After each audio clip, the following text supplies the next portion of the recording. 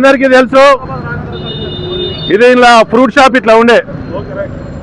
ఇక్కడ అందరూ ప్రెస్ వాళ్ళు కానీ మీరు కానీ చుట్టుపక్కల 20 కాలనీ వాళ్ళు మా కాలనీ పెద్ద మనుషులు ఉన్నారు ఇక్కడ. అందరు ఇక్కడ సాయిబాబు గుడి చైర్మన్గా నేనున్నా. 20 సంవత్సరాలుగా ఒక రాజస్థాన్ అతను ఆయనకు ఇక్కడ నాన్ లోకల్ అని చెప్పేసి ఆయన భయభ్రాంతులకు గురి చేస్తారు. ఆయన 4 షట్టర్లు కట్టుకొని ఇట్లా ఫ్రూట్ షాప్కి తర్వాత ఇట్లా ఉన్నాయి. చెట్టు కూడా ఉంటుంది, టేక్ చెట్లు, ఫర్నిచర్ షాపు, ఇట్లా పాత షాపులు ఉన్నాయి. రోడ్డుకుండే ఇక్కడ ట్రాఫిక్ జామ్ అవుతుందని చెప్పి అదో విధంగా మడిగలు కారుతున్నాయి, షట్టర్లు అన్ని ఇబ్బంది అవుతున్నాయి అని చెప్పేసి జిహెచ్ఎంసీ సూచన ఇచ్చింది.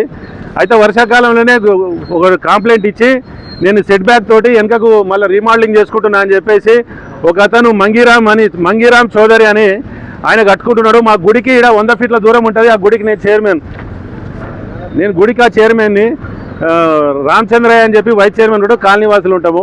ఈయన సెట్ బ్యాక్ 100 ఫీట్లు కట్టుకొని హార్డ్వేర్ షాప్ పెట్టుకుంటుండు. ఏదో విధంగా నరసింహారెడ్డిని బదనాం చేయాలని చెప్పేసి మన్సూరాబాద్లో గంజాయి టీం ఉంటుంది, సుధీర్ రెడ్డికి అనుచరులు. ఇక్కడ విఠల్ రెడ్డి ఉంటాడు, మాజీ ఇంకా చంద్రుడు గౌడ్ ఉన్నాడు, వీళ్ళు ఉన్నారు. ఇక్కడ శంకరయ్య తాత అని ఇంకా అందరు ఉన్నారు, పెద్ద పెద్ద మనుషులు ఉన్నారు. అందరికీ కాకుండా సుధీర్ రెడ్డి ఒక పర్సనల్ టీముని ఆయన ఇంట్లో ఒక మాఫియా తయారైపోయింది. ఆయన ఇంట్లోకి వెళ్ళి ఒక మాఫియా తయారు చేసేసి ఏదంటే అది పెట్టడం, నా మీద ఈ విధంగా పెట్టేసి శానిటరీ షాప్ అంటే హార్డ్వేర్ షాప్ వాళ్ళు కట్టుకుంటుంటే దానికి వైన్ షాప్ అని బోర్డు పెట్టారు. మీరు చూడండి స్పష్టంగా మార్పింగ్ చేశారు, దానికి వైన్స్ అని పెట్టి చుట్టుపక్కల కాలనీలు అందరికీ పొద్దున్నే వైన్స్ వస్తుంది, అలా తాగుతారు, టేబుల్ వేసేసారు. పొద్దున్నే మీరు అందరు ధర్నాలు చేయాలని చెప్పి ప్రాపగండా చేశారు. కాలనీ వాళ్ళు 100 మంది వచ్చేసి ఇక్కడ వైన్స్ లేదు, మాకు తెలిసిన షాప్ ఓనర్ అని చెప్పేసి క్లియరెన్స్ ఇచ్చేసారు. అయినా కూడా ఆగకుండా 20 లక్షలు ఇచ్చారు, 10 లక్షలు ఇచ్చారు అని చెప్పేసి మళ్ళీ మేయర్కి ఫోన్ చేసి Koppula Narsireddy mayor partner commissioner మీరు ఏం చేస్తున్నారు, మొత్తం పెద్ద ఎత్తున లంచాలు తింటారు, పెద్ద పెద్ద బిల్డింగ్లని. ఇది మొత్తం కూడా 200 గజాలు. ఈ విధంగా ఎన్ని కూలగొట్టిపిస్తావు? గతంలో కూడా ఇది కూలగొట్టించినావు. నీ చిన్న చెరువు మొత్తం నీ అనుచరుడు కబ్జా చేసిండు. ఆడ ఎప్పుడైనా పోయినా వాడ నీళ్లు చిన్న చెరువులో నీళ్లు చుక్క రాకుండా ఈ ఎండాకాలం అంతా అన్నమో రామచంద్ర అని మొత్తం బోర్లు వేసుకురు అందరు రోడ్ల మీద. ఈ విధంగా జరుగుతున్నాయి. నిన్న కావాలని చెప్పేసి మొన్న సీజ్ చేయడానికి వస్తే నేను అడ్డుకున్నా, ఈ రోజు కూడా అడ్డుకుంటా. ఇది నా కాలనీ, నా మంత్రివారు, నా డివిజన్లో ఎవరికి అన్యాయం జరిగినా ఏదేమైనా నువ్వు ఎన్ని అరాచకాలు చేసినా నేను అడ్డుకుంటా. అందుకని అడ్డుకోవడానికి మొన్న వచ్చిన నేను రూపాయి తింటే ఆడ అయ్యప్ప గురించి రారా నాయన గాడిద కొడక తిందురా నువ్వు వచ్చేసి. నువ్వన్నా చెప్పు సుధీర్ రెడ్డి, నీ సిరీస్ ల్యాండ్ ఎన్ని తిన్నావు, అంగన్వాడీ కేంద్రం అమ్ముకున్నావు, ఆడ ఎల్బీ నగర్లా ఇంకెన్ని అమ్ముకున్నావు నాకు తెలుసు.